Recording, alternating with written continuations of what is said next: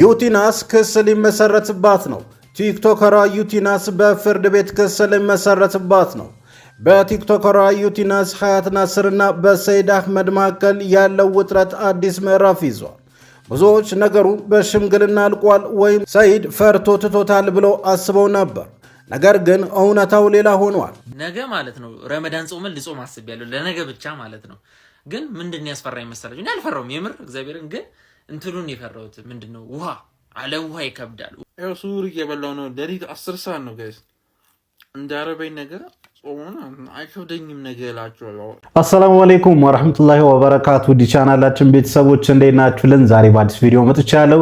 ለዛሬ ጀላችሁ የመጣሁት ቪዲዮ እንግዲህ አነጋጋሪዋ ቲክቶከር ዩቲናስ ፍርድ ቤት ልትቀርብ ነው፣ ልትታሰር ነው የሚሉ መረጃዎች አሉ። ምንድነው የምትሉ ከሆነ እስከ መጨረሻው ድረስ የምትከታተሉ ከሆነ የምታዩን የሚሆነው ሌሎችም ምርጥና አስተማሪ ቪዲዮዎች አሉ። ታዲያ ቪዲዮ እንደተለመደው ሁላችሁም ላይክ በማድረግ እንድጀምሩ ጋብዛለሁ። ይህ ቪዲዮ እንዲዳረስ ደግሞ ሼር አድርጉ። ለዚህ ቻናል አዲስ ከሆናችሁ ሰብስክራይብ አድርጉ። የደወል ምልክቷን ይጫኑ። በቀጥታ ወደ ቪዲዮ። ስንት በተለይ ሴቶች አዳምጡ፣ ለአላህ ብላችሁ ሁሌ ቢነገር ጸጉር ከፍተው ይሰግዳሉ። ብዙ نفتكر آخر الزمان كاسيات عاريات مشكلة.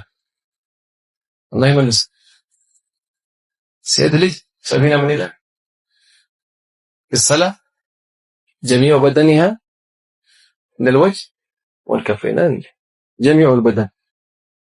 أقول قبل جميع البدن لا أقول ما ذلك أقولهم تاج يقولوا سأقول من قروا صلاة بفيه አንዷ ታስረህ እዚህ ጋር እንዲያገብ ጸጉሮች ታይታልና ወተዓወኑ ዐለል ቢሪ ወተቅዋ ሰላም ሰርግ በላቸው ሰላም 3 ሰዓት ማሻአላህ መስተዋወቅ 2-3 ሰዓት ያለ አላህ ፊት ለመቆም ወሰናቱ ለገቡት ይባላል። አላህ ከዛ ዲን هنا كل ያረጋው ለዲኑ አላህ ሀቅ ነው። ወላሂ የዚህን ዘመን ሴቶች እጅግ በጣም ከባዱ በቃ እያስቸገሩ ያሉት ሂጃብ ላይ ሁሉም ሳይሆን አንዳንዶቹ ማለት ነው። በተለይም ይሄ ወደ ስኬት ይሄ ስራ ላይ ሆነው የሶሻል ሚዲያ ሊሆን ይችላል ወደ ሰክሰስ ወደ ሰው እይታ ሲገቡ ቀስ እያሉ ሂጃባቸውን እያወለቁ ሙሉ ለሙሉ ከነጨራሹ ከናካቱ የሚተውበትም አጋጣሚ አለና ሂጃብ የሚያደርግ ሰው እንደ ፋራ ነው እየተቆጠረ ያለውና ይሄ ልክ አይደለም። ለማስታወስ ያክል ሂጃብ ማድረግ ውዴታ ሳይሆን ግዴታ ነው። ለምን ሂጃብ አታረጉም ብሎ የሚናገረን ሰው ደግሞ የሚያስታውስን ሰው ደግሞ ይሄ እንደ ኋላ ቀር ሰው አድርጎ የመሳል ነገር አለና ይሄ ነገር መስተካከል አለበት። ባካችሁ ሴቶች፣ ባካችሁ እህቶች የሚያምርባችሁ አንደኛ ሂጃብ ነው። የሚያምርባችሁ ብቻ ሳይሆን ደግሞ ግዴታም ስለሆነ የሴት ልጅ የእስላማዊ አደብም ደግሞ ሂጃብ ማድረግ ስለሆነ በሂጃብ ተሰተሩ። ራስን ከአደጋ መጠበቅ ማለት በምድር ህይወታችን ውስጥ ምን ማለት ነው? ምሳሌ ልስጣችሁ በቀላሉ። አንድ ሰው ትራፊክ ሎ ነው አይደል? ህግ ነው። የትራፊክ መብራት ጣሰ፣ ትራፊክ ህግ ነው። የትራፊክ ህግ ቫዮሌት ሲያደርግ ከዛ አልፎት ሄደ፣ ተገናኙ ማለት ነው ከትራፊኩ ጋር፣ ወይም ካሜራ አንስቶታል። ምንድነው የሚያገኘው? ቅጣት ያገኘው። ለምን? የተሰራ ስርዓት ነው፣ የተበጀ ስርዓት። ኧረ እኔ በጣም ነው የሚደብረኝ መቀጣት፣ እኔ መቀጣት አልወድም ቢልስ ይቀጣል።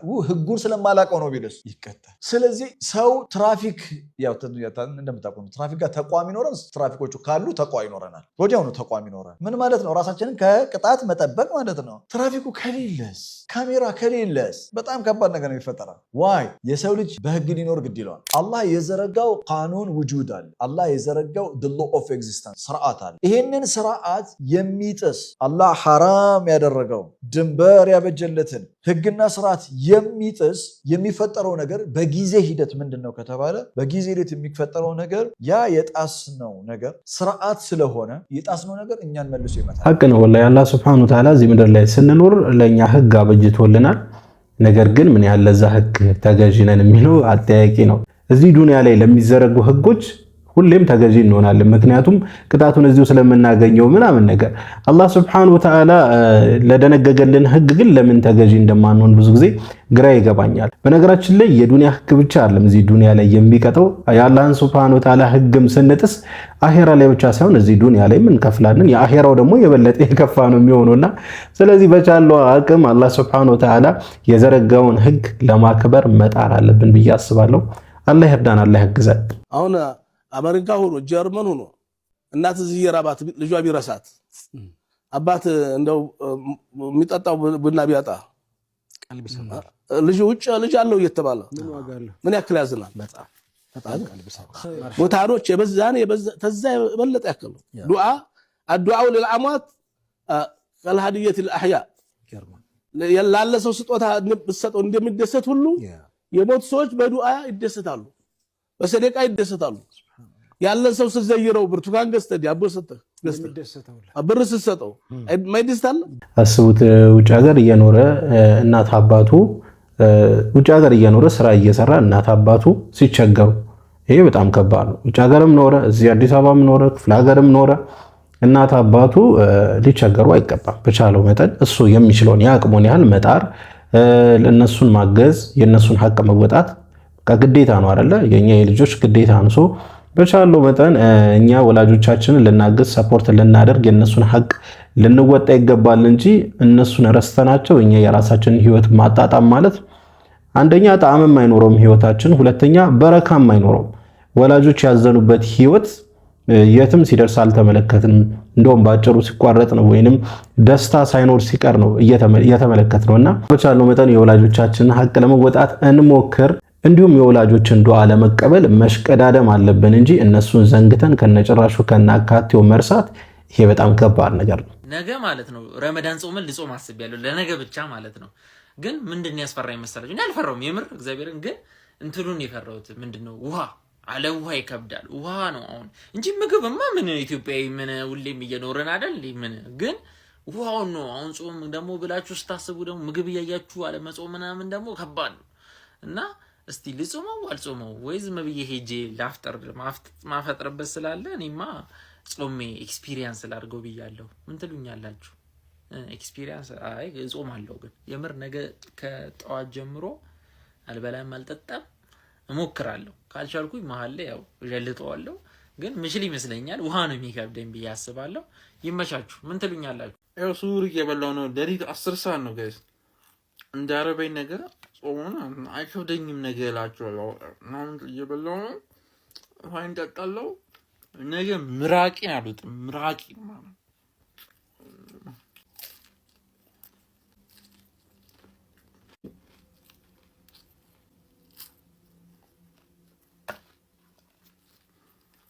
እንግዲህ ለማታውቁት ኢትዮ ማትሪክስ ይባላል። ታሪክን በጣም አዋስቶ በማቅረብ ይታወቃል። ቲክቶክ ላይ የእስልምና እምነት ተከታይ አይደለም፣ ነገር ግን የረመዳን ጾምን መሞከር ፈልጋለሁ ብሏል። እንግዲህ ዛሬ ሊሞክረው ነው። ምን እንደሚመስል ይክበደው አይክበደው ቪዲዮ መልቀቁ አይቀርምና እሱን ቪዲዮ የማጋራችሁ ነው የሚሆነው። ብዙ ጊዜ ሰለምቲዎች የሚቸገሩበት ነው የረመዳን ጾም። ብዙ ሰለምቲዎች ምን ከበዳችሁ ሲባሉ የረመዳን ጾም እጅግ በጣም ከባድ ነበር፣ ፈትኖኝ ነበር ይላሉና እንግዲህ ኢትዮ ማትሪክስ ሙስሊም ስላልሆነ ይህ ጾም የመጀመሪያው ስለሆነ በጣም ይከብደዋል ብዬ አስባለሁኝ። እንግዲህ ፊሊንጉ ምን እንደሚመስል ኢንሻአላህ በነገ ቪዲዮ ላይ ይዤላችሁ የምመጣ ነው የሚሆነው። ለመሞከር እንዲህ ፍቃደኛ በመሆኑ እንዲህ ለእስልምና ጥሩ አመለካከት በመኖሩ ግን በዚህ አጋጣሚ ሳላመሰግነው ማለፍ አልፈልግም። አላህ Subhanahu Wa Ta'ala ሂዳያን ይስጠው ነው ማለት እንፈልገው። አሁን ወስዳችሁ ቪዲዮ ወደ መጨረሻው ቪዲዮ ነው። ይህ ቪዲዮ እንግዲህ አነጋጋሪዋ ቲክቶከር ዩቲናስ ፍርድ ቤት ልትቀርብ ነው፣ ልትታሰር ነው የሚሉ መረጃዎች በሶሻል ሚዲያ ላይ እንግዲህ እየተሰራጩ ነበር። ምንድነው የሚለው እስቲ ቪዲዮ እንመልከትና ከዛ የራሳችን ሐሳብ አስተያየት እንሰጥበታለን። ዩቲናስ ክስ ሊመሰረትባት ነው። ቲክቶከሯ ዩቲናስ በፍርድ ቤት ክስ ሊመሰረትባት ነው። በቲክቶከሯ ዩቲናስ ሀያት ናስርና በሰይድ አህመድ መካከል ያለው ውጥረት አዲስ ምዕራፍ ይዟል። ብዙዎች ነገሩ በሽምግልና አልቋል ወይም ሰይድ ፈርቶ ትቶታል ብለው አስበው ነበር። ነገር ግን እውነታው ሌላ ሆኗል። በማህበራዊ ሚዲያ በተለይም በፌስቡክ የሚታወቀው ሰይድ አህመድ ዩቲናስ በፈጸመችበት ስም ማጥፋት ፍርድ ቤት ሊያቀርባት መሆኑና ጉዳዩ እንዳልተረሳና በሂደት ላይ መሆኑን ለአድናቂዎቹ አጋርተዋል። እንደ ሰይድ ገለጻ ጉዳዩ በንግግር ለመፍታት ጥረት ተደርጎ ነበር። ታዋቂ ግለሰቦችና የመገናኛ ብዙሃን ሰዎች ጣልቃ በመግባት ነገሩ በሰላም እንዲያልቅ ቢሞከሩም ዩቲናስ ለንግግር ፈቃደኛ ሳትሆን ቀርታለች። ጠበቆች ጉዳዩ ወደ ፍርድ ቤት ከመሄዱ በፊት በሕግ አግባብ ማስጠንቀቂያ በዋትሳፕ ልከውላታል። መልእክቱን ካየች በኋላ ምንም አይነት ማስተካከያ ከማድረግ ይልቅ የፌዝ ምላሽ ሪያክሽን በመስጠት ችላ ማለቷን ተገልጿል። ሰይድ አክሎም አንዳንድ ሰዎች ጉዳዩን ለታዋቂነት ወይንም ፈርቶ የተተወ አድርገው እንደሚመለከቱት ጠቅሶ እስካሁን በሕይወቱ ፖሊስ ፊት ቆሞ ባያውቅም አሁን ግን በህግ እንደሚያምንና ጉዳዩን እስከ መጨረሻው እንደሚገፋበት አስታውቋል። ቀጣዩ ሂደት በቀጥታ በፍርድ ቤት የሚታይ ይሆናል ብሏል። እንግዲህ ቪዲዮ እንደተመለከታችሁት ነው። አስታውሱ እንደሆነ አንድ ሰሞን ይህ ጉዳይ በጣም ኢሹ ሆኖ ነበረ። ነገር ግን ከዛ በኋላ ምንም በቃ ተረስቶ ነበር፣ ወይም ጉዳዩ ረግቦ ነበረ። የተተወ መስሎኝ ነበር እኔ በጉሊ በቃ አፉ ያላት መስሎኝ ነበር። ነገር ግን እንደ አዲስ ወደ ህግ እየወሰደው እንደሆነ ተናግሯልና በጣም ያሳዝናል። እንግዲህ አንዳንዴ የምንናገራቸው ነገሮች ለምንናገራቸው ንግግሮች ጥንቃቄ ማድረግ እንዳለብን ነው ከዚህ ቪዲዮ የተረዳሁት። ነገር ግን ራሱ የሚከሰውም ሰኢድ ጥፋት አለበት ብዬ አስባለሁኝ። ምክንያቱም መጀመሪያ የነካካት በቃል የጎነተላት እሱ ነው። ምክንያቱም እንግዲህ ዋና ቦታ ውስጥ ሆና ከብዙ ወንዶች ጋር ሆና ዋና ቦታ ውስጥ ነበረች። ይሄ እሷ ልክ ነው እያልኩኝ ያለም ይሄ ተግባሯ። ነገር ግን እሱ ፎቶ ላይ አሁን ዩቲናስ ብታረግስ ልጁ የማን ነው የሚሆነው ብሎ እንግዲህ በጣም ጸያፍ የሆነ ንግግር ነው የተናገራት። ከዛ በኋላ ነው እሷ እንግዲህ ኢንስታግራም ስቶሪ ላይ ሄዳ እንግዲህ ይህን ስልካችንን የሰረቀ የምታውቁት ብላ የእሱን ፎቶ ፖስታ የነበረውና ከዛ በኋላ ይህን ስላለች ነው እሱ ካልከሰስኩ እያለ ያለው። መጀመሪያ ግን የለከፋት እሱ ነው፣ ወይንም የተናገራት እሱ ነውና እኔ እንጃ ቢከሳት ራሱ ፍርድ ቤት መጀመሪያ እሱን የሚያጣራ ይመስለኛል እኔ በግሌና።